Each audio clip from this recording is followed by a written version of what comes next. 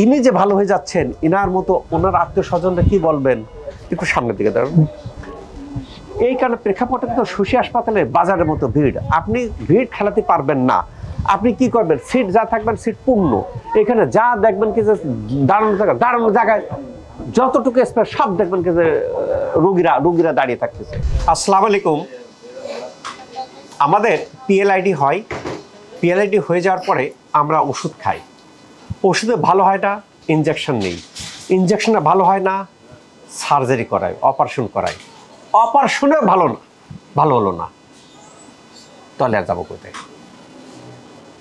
আমরা এই জটিলতা অনেকেই পড়ে থাকি যে আমাদের দীর্ঘদিন যাবৎ ব্যথা হচ্ছে, সামনে ঝুঁকতে পারি না, অসহনীয় ব্যথা, ওষুধ খাচ্ছি দিনের পর দিন, ভালো হচ্ছে না, ইনজেকশন নিচ্ছি, ইনজেকশনে ভালো হচ্ছে না, অপারেশন করাচ্ছি, অপারেশনে ভালো না, আর গন্তব্য কোথায়? প্রিয় দর্শক, শশী হাসপাতালে স্কিন ইউনিট চালু হয়েছে, যেখানে বিশ্বের সবচেয়ে লেটেস্ট টেকনোলজি, যত রকমের লেজার আছে, লেজার সহ আধুনিক ডিভাইস দেওয়া হয়েছে। সেটা ত্বকের বিভিন্ন দাগ, যেমন ব্রণ, মেস্তা, মেলাজমা, এইগুলোর ট্রিটমেন্ট চলতেছে।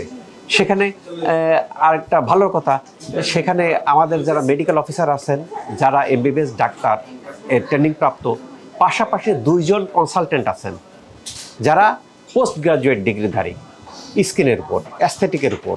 তারা হচ্ছে 2 জন মহিলা কনসালটেন্ট আছেন যারা ডিডিবি ডিগ্রিধারী।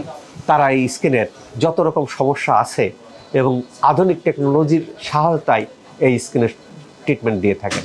অনেকের মুখে অবাঞ্ছিত লোম হয়, পিসিওএস হয়, এগুলি ভিতর থেকেও ভালো হয়, বাইরে থেকেও ভালো হয়। কাজে স্কিনের যত রকম সমস্যা আছে, রূপচর্চার ক্ষেত্রে কোয়ালিফাইড ডক্টরদের কনসালটেন্ট দিয়ে ভালো রকমের চিকিৎসা দেওয়া হচ্ছে শশী স্কিন কেয়ার। এইবার ফিরে আসি আগের অবস্থানে, যেটা বলতেছিলাম যে ব্যথার তীব্রতায় আমরা অপারেশনও করালাম, ভালো হলাম না। এইবার আমার গন্তব্য কোথায়? গন্তব্য, প্রিয় দর্শক, বুঝে গেছেন, শশী। যারা সার্জারি করতেছেন করাবেন, কোনো অসুবিধা নাই, ভালো না হলেই শশী। তবে শশীতে আসার পরে আমি যে গাইডলাইন দিই, গাইডলাইনটা ফলো করবেন। আপনার ব্যথা কতদিন যাবত? ব্যথা প্রায় 2-2.5 বছর। 2-2.5 বছর তীব্র আর কি। এর আগে ছিল হালকা হালকা, মানে কি অসুবিধা হইতো? স্যার, প্রথমে কাজ কাম করতে পারতাম না, একদম কোমরে এত ব্যথা ছিল যে মানে ভাঁজ হইতে পারতাম না, ঠিক আছে। এরপরে তো ব্যথা যত দিন যায় বাড়ে, এরপরে পায়ের তলা পর্যন্ত চলে গেছে, পিছন দিয়ে পায়ের তলা পর্যন্ত গেছে। এরপরে অনেক জায়গায় ডাক্তার দেখাইছি, আমরা মেডিসিন দিয়েছে নিছি, কোনো ফলাফল হয় নাই।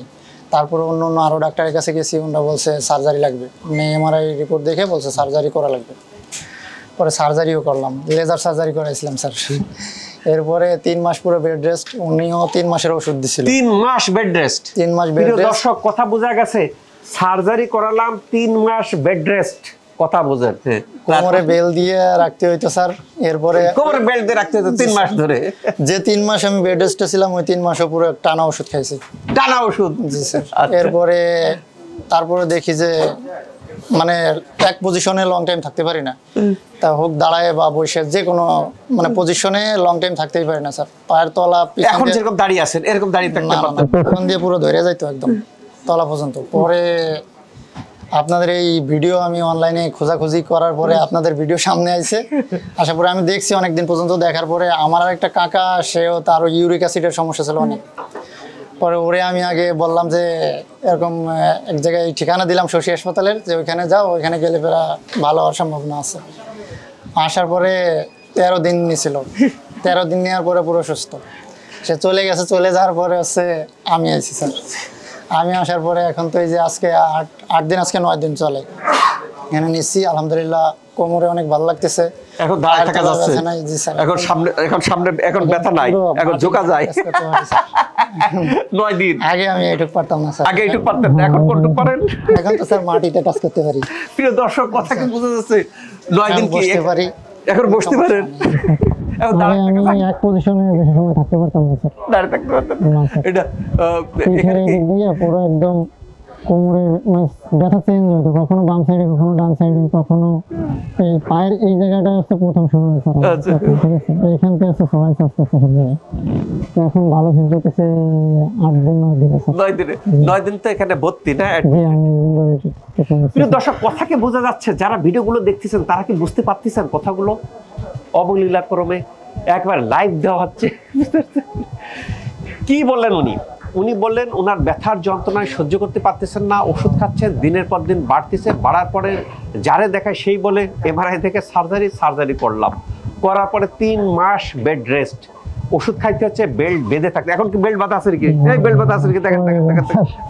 শশী হাসপাতালে বড় বড় বেল্ট সেল সব আউট করে দেয়, লাঠি নিয়ে আসেন, লাঠি আউট করে দেয়, হুইল চেয়ার আছে, হুইল চেয়ার আউট শশী হাসপাতালে। কেন? আমি নর্মাল স্বাভাবিক থাকলে আমার তো এসব লাগবে না। এই বেল্ট, অনেকে কি কলার ব্যান্ড আমার সামনে হাজির হন, আমি ভাই বেল্ট খোলেন, ব্যান্ড ফ্যান্ড সব আউট হয়ে যাবে শশী হাসপাতালে। শুধু কোর্সটা কমপ্লিট করেন। আমরা দেখি যারা অ্যাডমিশন হয়, যারা ভর্তি থাকে, তাদের শর্ট টাইমের মধ্যে রেজাল্ট আসে। উনি ভর্তি, আপনি ভর্তি থাকার পরিণতিতে ওনার 9 দিনে এখন দাঁড়িয়ে থাকতে পারতেছেন, মুভমেন্ট করতে পারতেছেন। তবে উনি আসার আগে ওনার কাকারে পাঠাইছেন। কেন? আসলে কি এত ডাক্তার দেখাইতে এবং অনলাইনের এই জিনিসগুলো উপর ফেদ আসে না, তখন মনে হয় কি যে আগে কাকারে পাঠাই, কাকার রিভিউটা দেখি। কাকার ট্রিটমেন্ট ছিল কয়দিন? 13 দিন। 13 দিন ট্রিটমেন্ট নেওয়ার পরে যখন ভালো হয়ে গেছে তখন উনি আসছেন। তা এই যে রোগগুলি আসতেছে, অনেকে মনে করেন স্যার আমি সার্জারি করবো, করেন, আমার তো কোনো আপত্তি নাই, আমি বিদেশে যাব, যান, আমি সিঙ্গাপুরে যাব, যান। ওই যে একটু আগে সিঙ্গাপুর থেকে পেশেন্ট আসছে, কয়েছে সিঙ্গাপুরে আমি এই হাসপাতালে থাংসিন হাসপাতালে করছি, এই হাসপাতালে করছি, রেজাল্ট হয় নাই, আমাদের এখানে রেজাল্ট হচ্ছে। তা এই জাতীয় জটিল রোগগুলো ভালো হচ্ছে বিধায় কিন্তু শশী হাসপাতালের ইনি যে ভালো হয়ে যাচ্ছেন, ইনার মতো ওনার আত্মীয় স্বজনরা কি বলবেন? একটু সামনের দিকে দাঁড়ান। এই কারণে প্রেক্ষাপটে কিন্তু শশী হাসপাতালে বাজারের মতো ভিড়, আপনি ভিড় খেলাতে পারবেন না। আপনি কি করবেন? সিট যা থাকবেন সিট পূর্ণ, এখানে যা দেখবেন কি যে দাঁড়ানোর জায়গায় যতটুকু স্পেস সব দেখবেন কি যে রোগীরা দাঁড়িয়ে থাকতেছে।